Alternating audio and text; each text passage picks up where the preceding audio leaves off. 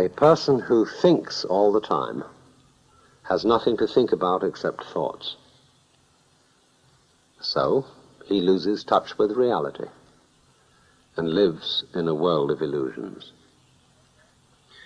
By thoughts, I mean specifically chatter in the skull, perpetual and compulsive repetition of words, of reckoning and calculating. I'm not saying that thinking is bad. Like everything else, it's useful in moderation. A good servant, but a bad master. And all so-called civilized peoples have increasingly become crazy and self-destructive because through excessive thinking they have lost touch with reality. That's to say, we confuse signs, words, numbers, symbols, and ideas with the real world. Most of us would have rather money than tangible wealth, and a great occasion is somehow spoiled for us unless photographed.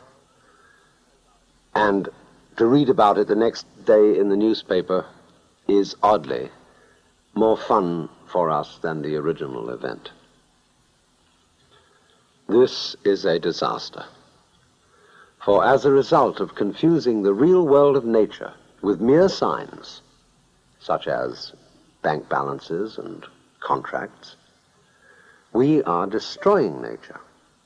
We are so tied up in our minds that we've lost our senses and don't realize that the air stinks, water tastes of chlorine, the human landscape looks like a trash heap, and much of our food tastes like plastic. Time to wake up. What is reality? Obviously, no one can say because it isn't words. It isn't material, that's just an idea. It isn't spiritual, that's also an idea, a symbol. Reality is this.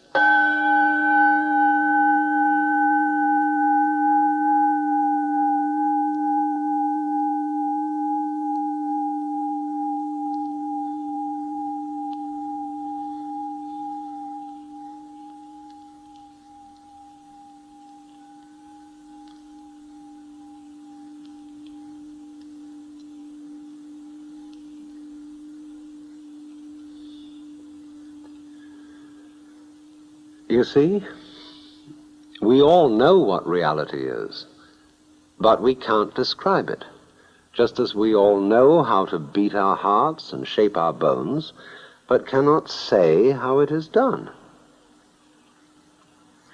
To get in touch with reality, there is an art of meditation, of what is called yoga or jhana in India, Chan in China, and Zen in Japan. It is the art of temporarily silencing the mind, of stopping the chatter in the skull. Of course, you can't force your mind to be silent. That would be like trying to smooth ripples in water with a flat iron.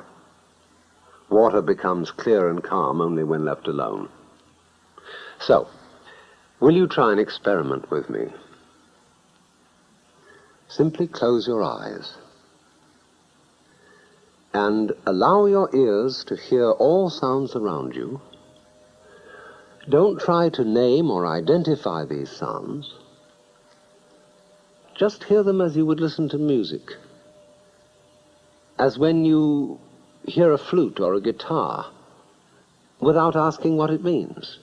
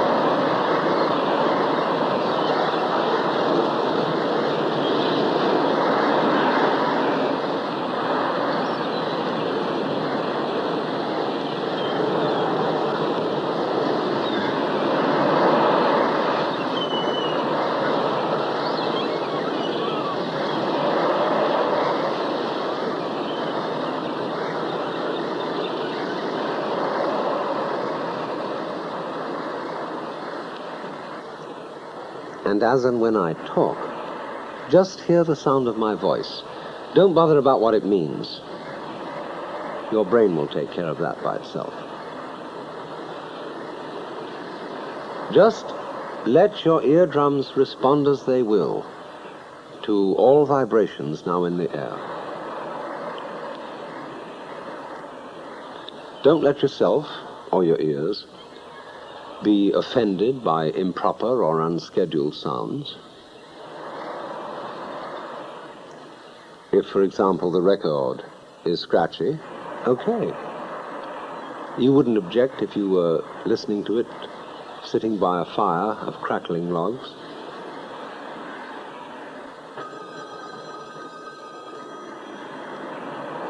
Let 'em ring. It's just a noise.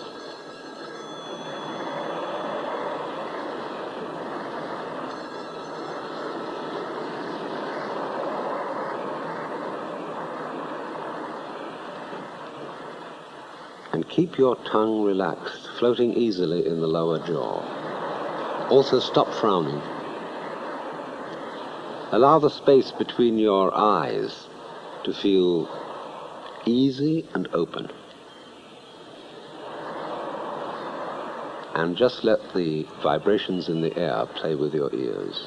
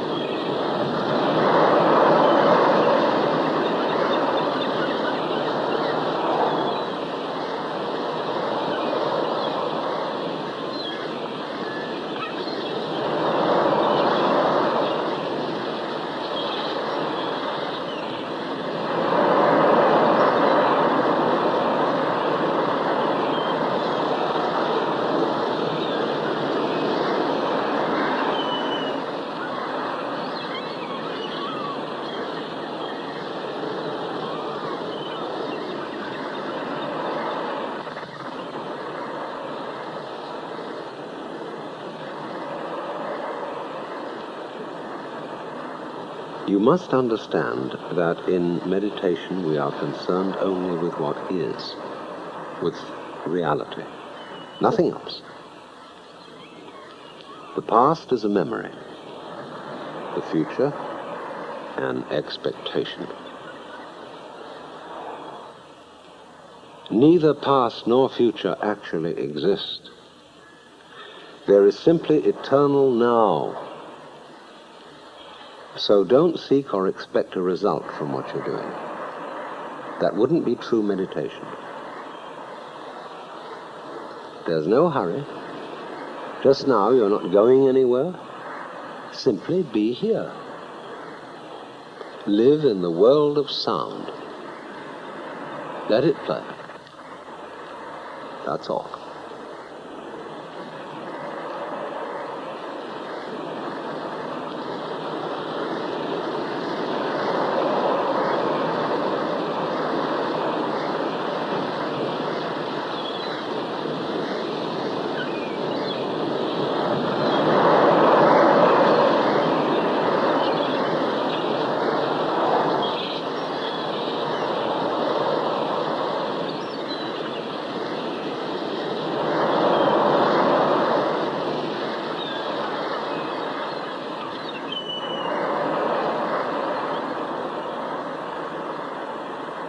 In the world of pure sound, can you actually hear anyone who is listening?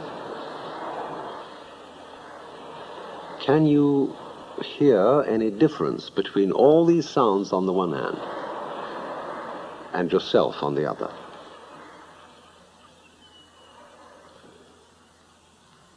Naturally, we use techniques and gimmicks to help the thinking mind to become silent, and one of them is the gong. It is a sound at once pleasing and compelling. It absorbs attention, but watch what happens when it fades out.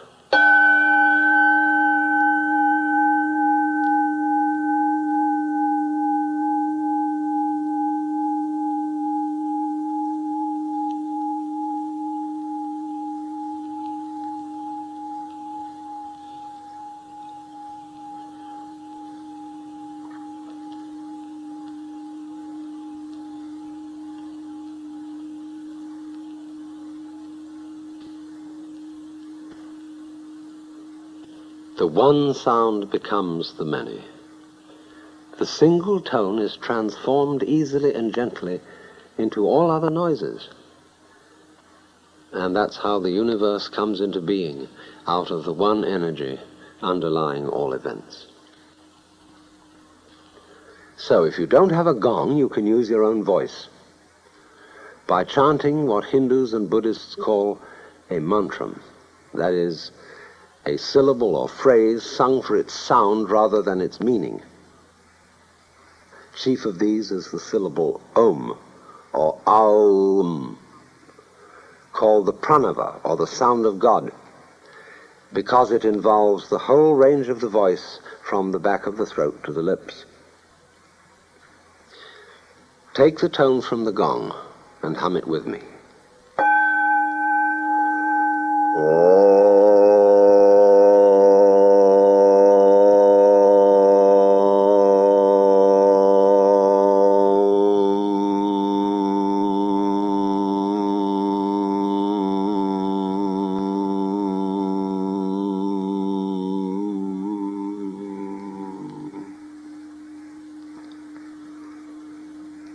Now you can hear all sounds as Om.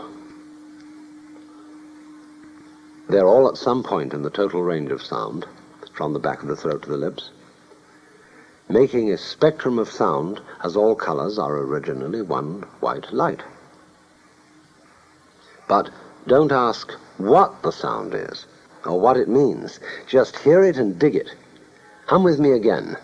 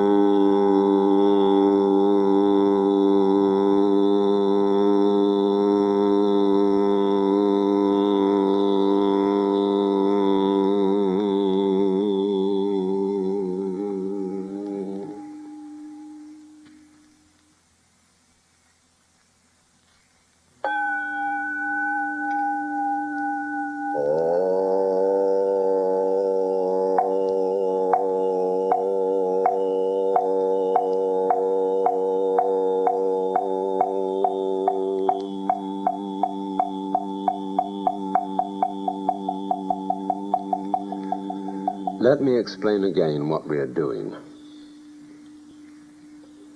We are going behind words, names, numbers, beliefs, and ideas to get back to the naked experience of reality itself. And at this level of awareness, we find no difference between the listener and the sound, the knower and the known, the subject and the object, or between the past, the present, and the future.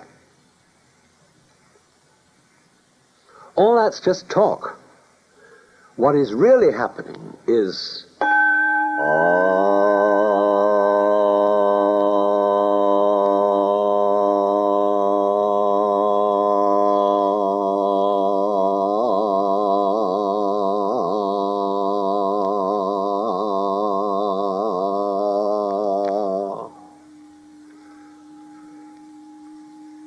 And you may wonder how I can keep the sound going for so long a time.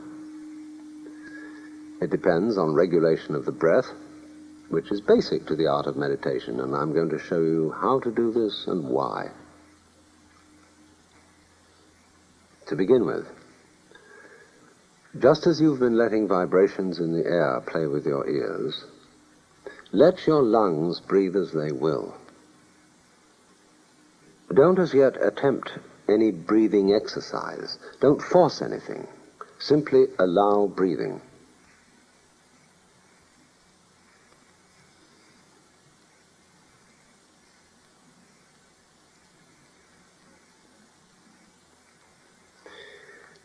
Now, is this breathing a voluntary or involuntary action? Or both? Or neither? Just feel it without taking sides, without words.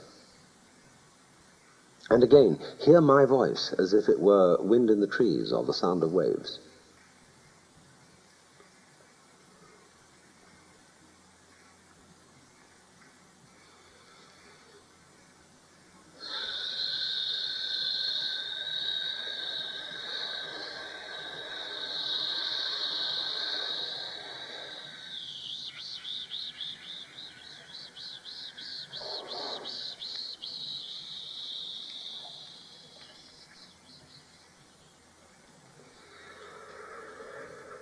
Most of us are short of breath. We never really empty our lungs. But to make a long, complete out-breath, you mustn't force it.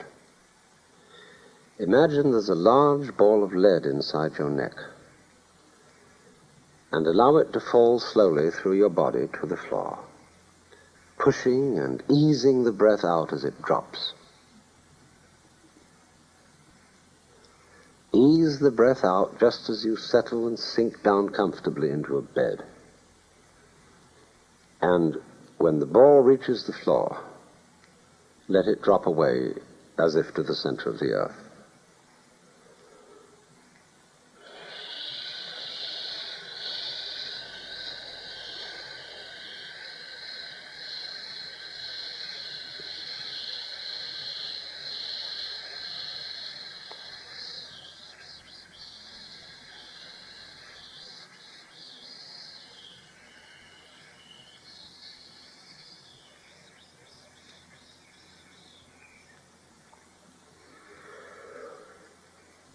Then let the breath come back in as a reflex without pulling it. And then imagine another ball of lead in the neck.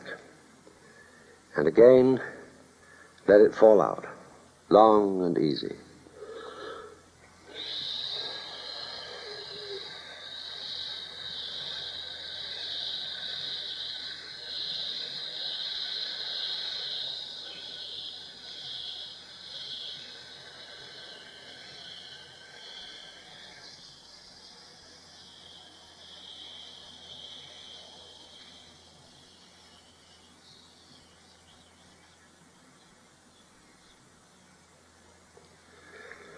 And once again.